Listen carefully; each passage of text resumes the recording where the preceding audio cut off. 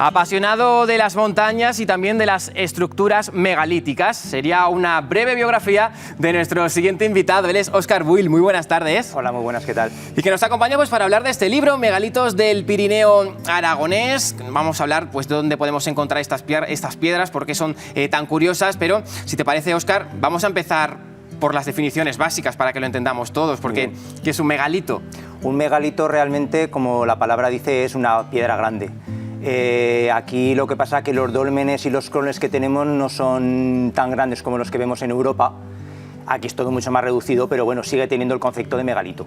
Cromlechs, otra palabra técnica que me has introducido. Cromlech viene del bretón, que significa círculo de piedras. Vale, serían esos círculos de piedra. Y dolmen significa en bretón pues mesa de piedra. ¿Y menhir?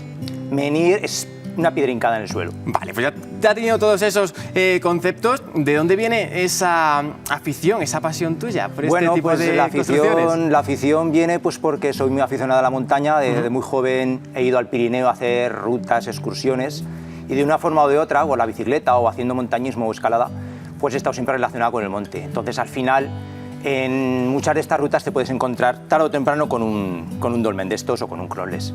Y claro, llegas allí y lo primero que dices, ostras, ¿qué significa esto? ¿Qué hace aquí? ¿Quién lo ha construido? ¿Para qué sirve? Empiezas a investigar, ¿no? Y todo al final pues enciende allí una línea que no para. Y te das cuenta de que no es un fenómeno local, sino que abarca toda la península ibérica y también podemos encontrar en toda Europa occidental. Pero somos, bueno, un patrimonio megalítico, podemos decir, rico, ¿no?, en el Pirineo. Sí, sí, el patrimonio megalítico del Pirineo es muy grande, y también en la Sierra de Guara, no olvidemos. Y aquí tenemos una parte importante, pero luego tenemos el Pirineo catalán y el Pirineo navarro, y que también tenemos muchos megalitos. Y una de las cosas que vamos a conseguir con este libro es no ver este tipo de edificaciones o de construcciones pues como seres inanimados, ¿no? Sí, eso es. Al final los megalitos están allí, han formado parte de la historia del ser humano. Se originaron al final del Neolítico y hasta mediados de la Edad de los Metales han estado allí acompañando pues, a unos seres que hayan enterrado a sus seres queridos, y han servido durante muchísimos años para enterramientos colectivos o individuales de esos seres. ¿Cuál fue el primero que se descubrió aquí en Aragón? El primero que se descubrió en Aragón fue el dolmen de Santa Elena, por el doctor Herraiz.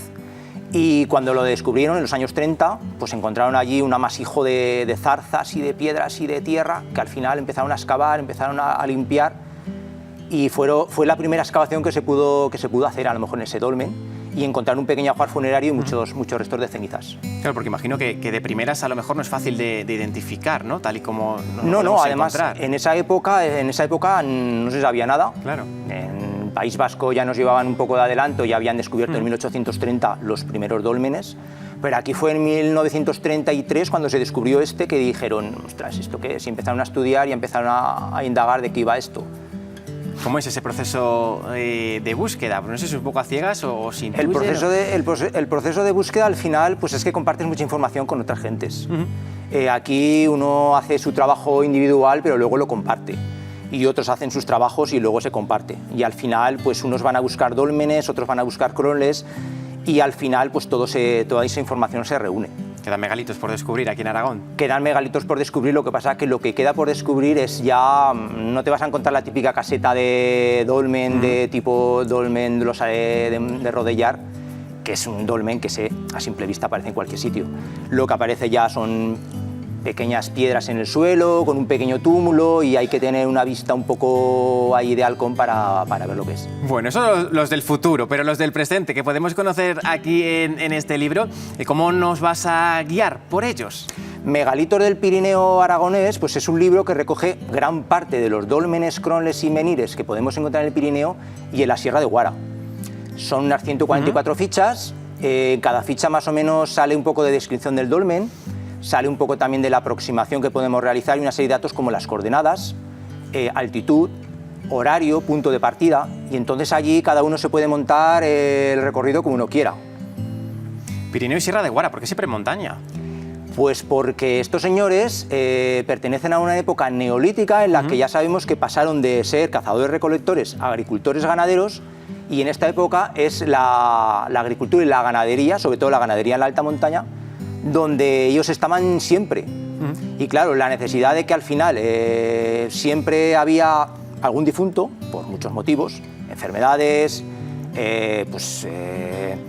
muerte natural o simplemente por luchas de tribus, pues tenían allí sus difuntos y al final los metían en esas casetas que hacían ellos con sus piedras. Llama también la atención a nosotros que nos gusta tanto hablar de clima y de tiempo, que son unas piedras que han pasado hasta nuestros días muy bien conservadas en algunos casos, pero soportando inclemencias meteorológicas de alta montaña en algunos casos. Sí, sí, la mayoría de los dólmenes ahí están, ahí tenemos en la portada el dolmen de Tella, que con sus 4.000 años ahí lo tenemos perfectamente enterito. Sí, sí, lo que pasa que sí que es verdad que hay otros que el paso del tiempo lo han llevado muy mal y se han caído y tal. Y luego también tenemos que hablar de que hubo una época en la que se creía que los dólmenes se enterraban y había tesoros. Y hubo un afán por levantar las losas, expolio, ¿no? un poco de expolio y por mirar a ver lo que había ahí dentro. Y luego también estaba el tema de la brujería. Hay muchos dólmenes que los llaman caseta de la bruja o chabolas de la hechicera, como por ejemplo en el País Vasco. Y entonces, pues bueno, traían malos augurios y ¿qué se hacía? Pues destruirlos, para quitar ahí el problema de que las brujas se fueran a otro sitio. Curioso, ¿no? Sí. También vamos a encontrar historias y leyendas de ese tipo. Aquí en este libro no, pero bueno... Pero daría, ¿verdad? Daría para hacer otro... Sin duda alguna. Otro libro. Cuando nos encontramos ante este tipo de construcciones con estas piedras, ¿es fácil identificarlas, de saber esto de verdad es un megalito y no son piedras que el azar ha hecho que estén así? Claro, la forma típica de dolmen no tiene dudas. Eso está claro. Eso está claro. Los crones también tienen su forma circular y tampoco dejan duda. Lo que pasa es que con los crones, con los círculos de piedra, que los llamamos aquí en el Pirineo, se puede encontrar el caso de que como la mayoría no están excavados, están tapados, ¿no? En los que se ha excavado podemos encontrar a lo mejor en el centro del círculo los restos de las cenizas del difunto. En otros no se ha hecho todavía excavación y entonces puede ser un fondo de cabaña, de cuando aquellas gentes montaban sus tiendas mientras tenían sus campamentos temporales, mientras el pastoreo, el ganado estaba por la alta montaña. Estamos hablando mucho de Pirineo y de Sierra de Guara, pero también Zaragoza.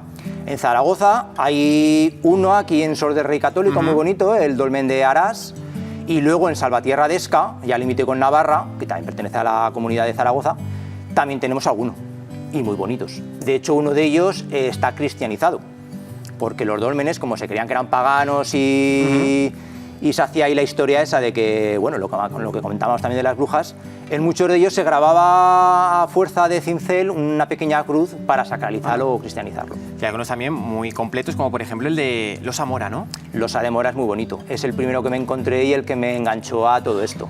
Está en la Sierra de Guara, muy cerca de Rodellar, muy perdido en la sierra. Tienes 1 hora y media de aproximación y cuando te lo encuentras ahí es que es el más perfecto. Bueno, pues no destripamos más del libro, dejamos al espectador con ganas de curiosear y de acercarse más a estas construcciones megalíticas que tenemos en nuestra comunidad. Muchísimas gracias, Óscar. Gracias a ti. Ya por una segunda parte, que ya nos quedan pendientes a leyendas, conocerlas mejor.